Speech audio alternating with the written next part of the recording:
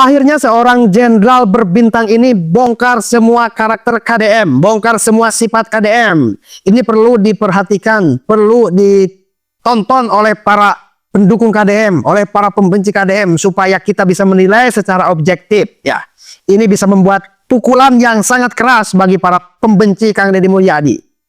Bapak Susto Duaji namanya, seorang jenderal, sekarang jadi mantan jenderal, mengungkap semua kebenaran yang terjadi pada Kang Deddy Mulyadi. Ini penting sekali untuk dicermati dan dipahami supaya para pejabat yang lainnya juga bisa mengikuti sosok pemimpin seperti KDM. Secara karakter, secara sifat-sifatnya memang sangat good ya. Agar tidak penasaran, mari kita tonton bersama-sama pada video kali ini. Check it out.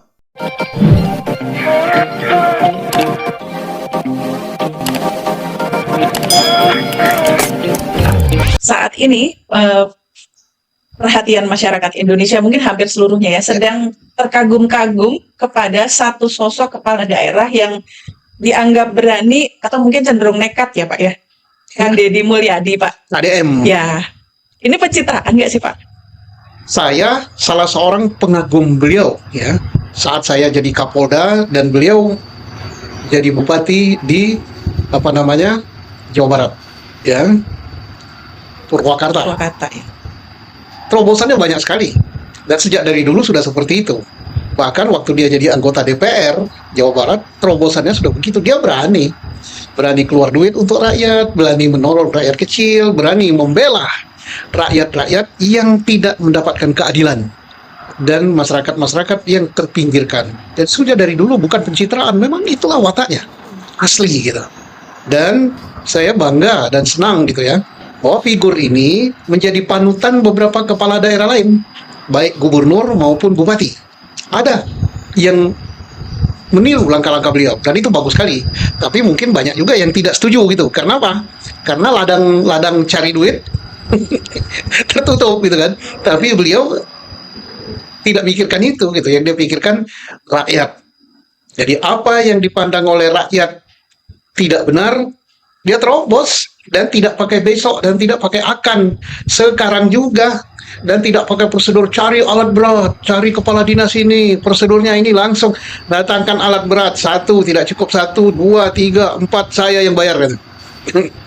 Jambatan pun yang konstruksinya nggak bagus robohkan, hari ini juga bangun. Nah, pemimpin seperti inilah yang diidolakan rakyat. Nah, waktu dulu dia belum terlalu terasa oleh Indonesia karena wilayahnya kabupaten ya. Sekarang provinsi dengan penduduk terbanyak di Indonesia. Luar biasa, kita senang sekali. Beliau lebih banyak di lapangan daripada di kantor. Kita berharap ya 90% kepala daerah di Indonesia seperti ini gitu. Tidak hanya omon-omon gitu. Nah ini kan yang dilakukan ini mungkin bagi beberapa orang kan dianggap seperti potong kompas atau langsung, bahkan ada yang bilang itu tindakan emosional gitu Pak. Ini akan bertentangan dengan hukum nggak sih Pak? Tidak, kepala daerah harus begitu. Kan dia mengatakan ini bangunan tidak tepat pada posisinya. Hutan lindung atau hutan apa itu diambil saja. Berarti yang mengizinkan yang nggak benar ataupun itu tidak berizin langsung, dan memang harus dibongkar. Kita lihat kan ada menteri yang ikut juga seperti itu kan, dengan memasang pagar. Kita bukan pagar penyelesaiannya. Kalau pagar tanda disita ya, itu berarti minta diurus.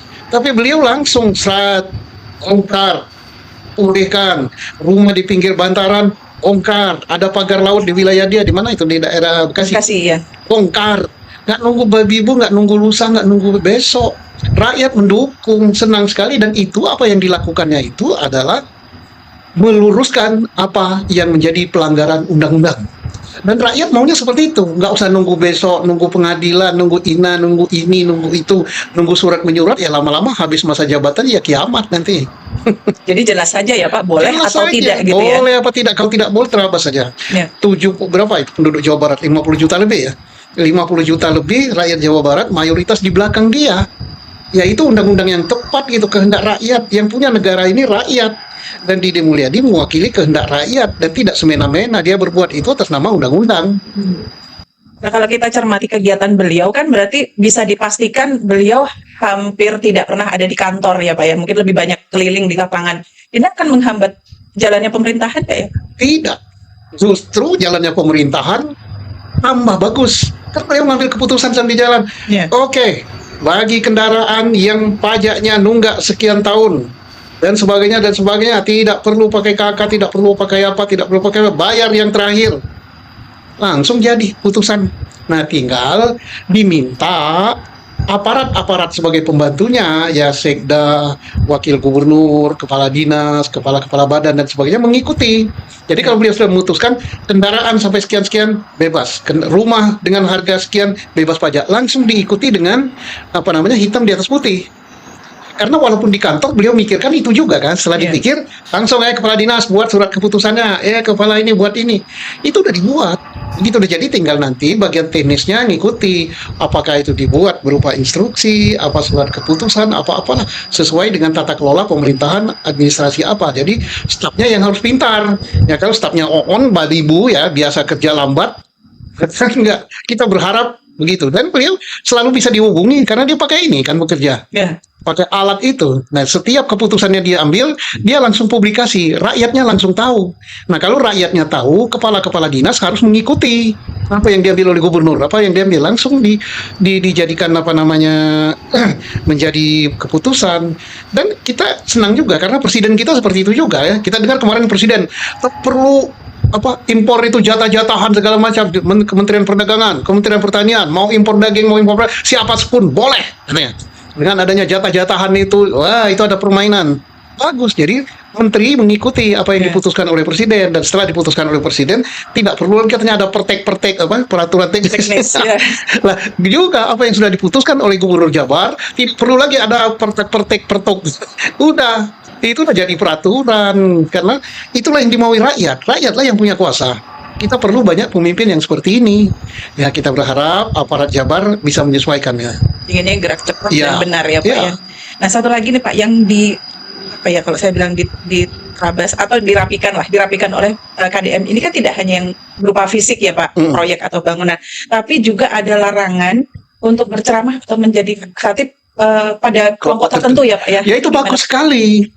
Bagus itu, rakyat mengharap begitu. Karena apa? Kalau ada kelompok yang berceramah atas nama agama atau atas nama apa yang sifatnya memecah belah masyarakat, itu tanggung jawab gubernur loh. Gubernur yang punya wilayah, gubernur yang punya rakyat, dia bisa ngambil keputusan. Tidak boleh. Nah, jarang ada yang berani seperti ini. Iya. Dan itu beliau berani karena beliau preemptif gitu ya. Preemptif itu artinya apa? Jauh lebih dalam daripada preventif ya. Lebih dalam daripada preventif, mencegah terjadinya perpecahan masyarakat, kemudian terjadi benturan di masyarakat. Kamu nggak benar, oke, nggak boleh. Dia yang punya wilayah kok. Sebenarnya ini dilakukan dalam rangka melindungi justru ya Pak. Melindungi persatuan dan kesatuan bangsa. Kalau ada benih-benih seperti itu, dia langsung ambil tindakan. Walaupun mestinya secara nasional harus ada aparat secara nasional yang berani mengambil keputusan kayak gitu. Nah, mudah-mudahan kepala daerah yang lain ya berani juga. Mana yang tidak benar, dia langsung putuskan. Karena apa? Penanggung jawab daerah itu ya gubernur. Dia yang bertanggung jawab pada presiden. Ya, sebagai pimpinan tertinggi di daerah. Terakhir nih Pak, kalau ada yang bilang ini tuh cara-cara untuk mempersiapkan menuju posisi yang lebih tinggi? Saya tahu persis beliau ya, tidak ya. Beliau itu tidak haus jabatan, tidak haus harta, karena saya tahu ya. Tahu persis ya. Tidaklah. Tapi kalau rakyat misalnya yang sekarang sudah banyak terdengarkan suara-suara rakyat, wah beliau ini cocok jadi presiden. Ya mari kita lihat ke depan. Kalau saya sangat setuju ya. Ya misalnya dia dicalonkan presiden oleh rakyat, why not gitu, silakan, nanti rakyat yang milih kan, rakyat Indonesia yang milih, keputusan ada di tangan rakyat. Kalau kita lihat siapa yang terbaik, dan beliau sudah kelihatan bagus gitu. Nah, pada dasarnya siapapun boleh menjadi Siapapun pemimpin, boleh ya, Pak? menjadi pemimpin, dan beliau terbaik, dan ini kita harus memilih pemimpin yang baik. Kalau ada pemimpin yang tidak baik, yang salah ya rakyat yang memilih gitu. Semoga beliau jadi pemimpin nasional gitu. Amin, amin. Terima kasih sudah menonton. Jangan lupa like, subscribe, dan tekan tombol lonceng. Bye-bye.